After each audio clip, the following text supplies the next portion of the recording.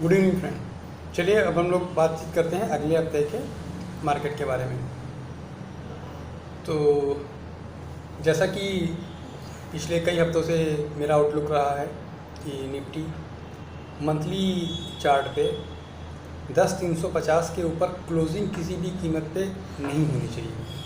अगर वो क्लोजिंग उसके ऊपर होती है और तो फिर मेरा व्यू मार्केट के ऊपर में बुलिश की तरफ कन्वर्ट होगा।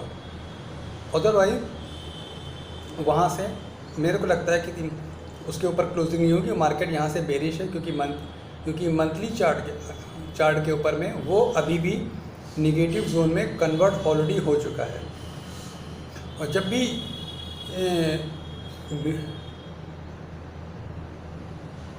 मंथली चार्ट पे या वीकली चार्ट पे या डेली चार्ट पे एक ट्रेंड चलता है, तो डेली चार्ट पे और वीकली चार्ट पे ज़रूर ये बुलिश का सिग्नल दे रहा है, लेकिन मंथली चार्ट पे अभी भी ये बेरिश बना हुआ है। इसको चेक करने के कई सारे तरीके होते हैं, लेकिन फिर भी अगर 4 से 5 कैंडल के बाद भी अगर कोई स्टॉक मार्केट या कमोडिटीज़ अपने हाई या लो को रीटेस्ट नहीं करता है तो वहाँ से वो ट्रेंड रिवर्स हो जाता है। तो अगर हम निफ्टी की बात करें तो जनवरी में निफ्टी ने 12,550 के आसपास का हाई बनाया था। तो जनवरी के बाद फरवरी, मार्च, अप्रैल, मई, जून 5 महीने ख़त्म हो गए हैं और अभी भी इसने अपने हाई को रीटेस्ट नहीं किया है।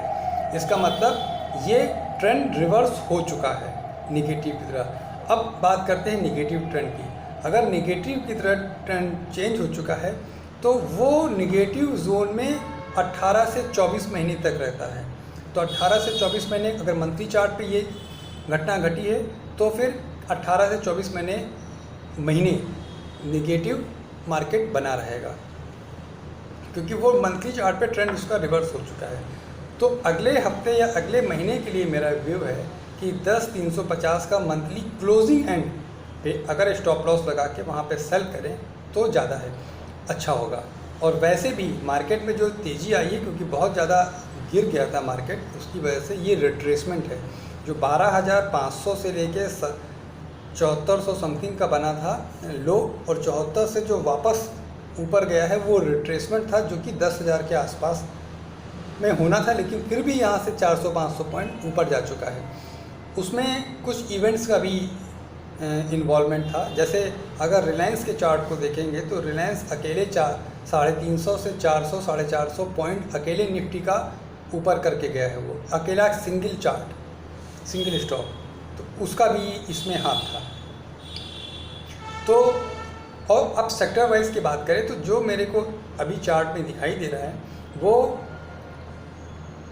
निफ्टी आईटी सेक्टर को छोड़ के कोई ऐसा सेक्टर नहीं है जो नहीं गिरेगा। अब इनफैक्ट फार्मा जो काफ़ी बुलिश था, तो फार्मा में जो गिरावट होगी उसको एज ए रिट्रेसमेंट भी देखें। जो लोग फार्मा की रैली मिस कर चुके थे वो थोड़ा वेट करें, जुलाई एंड तक उनको फिर दोबारा फार्मा में एक अट्रैक्टिव प्राइस देखने को मिल जाएगा।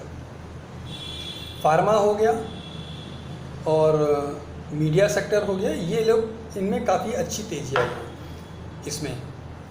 तो जिन जिन सेक्टरों का बॉटम हो चुका है, जैसे फार्मा का बॉटम हो चुका है, मीडिया का बॉटम हो चुका है, तो वो रिट्रेसमेंट में है और रिट्रेसमेंट से वापस जब मूव करेंगे तो जो रिट्रेसमेंट ख़त्म होगा उसका वेट करें और उस पॉइंट पे वहाँ पे दोबारा एंट्री करेंगे। अगर सेक्टर वाइज की बात करेंगे तो मेरे को ऑटो सेक्टर, फाइनेंशियल सेक्टर और मेटल सेक्टर, इसमें तेज गिरावट जुलाई में देखने को मिलेगी।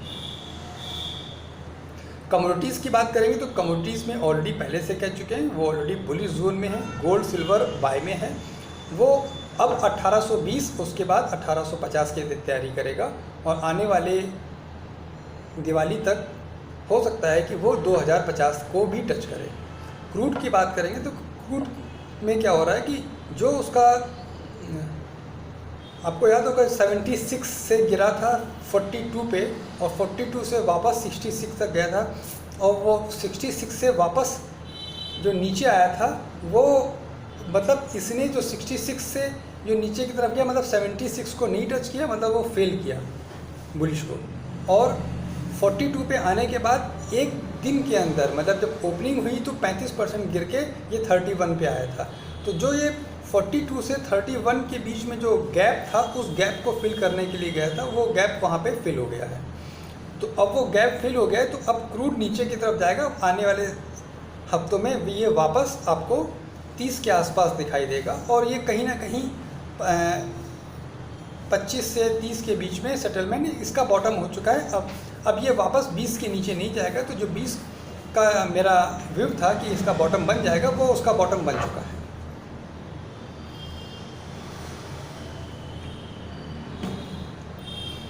ठीक है, करेंसी की बात करेंगे तो क्रूड के आने से अपनी USD INR वीक पड़ेगा, सेलिंग होगी, FIs पैसा निकालेंगे तो अपनी करेंसी वीक होगी।